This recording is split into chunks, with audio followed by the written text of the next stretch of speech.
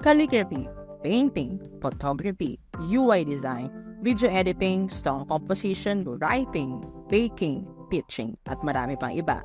Iyan lamang ang mga sinubukan ko sa loob ng 8 taon na paghahanap ng aking life purpose. Pero napag-alaman ko na ang collaboration sa ibang manlilikha ay may dulot na kakaibang empowerment hindi lamang sa akin pati na rin sa kapwa manlilikha.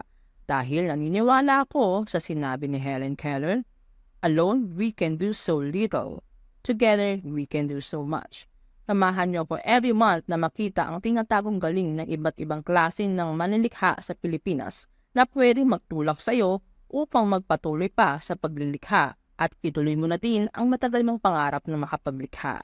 Sa paglunsad ng platapormang ito, it is my hope na iangat ang creative economy sa Pilipinas dahil alam niyo ba na 7.1% ang na-contribute ng creative economy sa gross domestic product o GDP ng Pilipinas noong 2023? Ayon yan sa website ng PSA.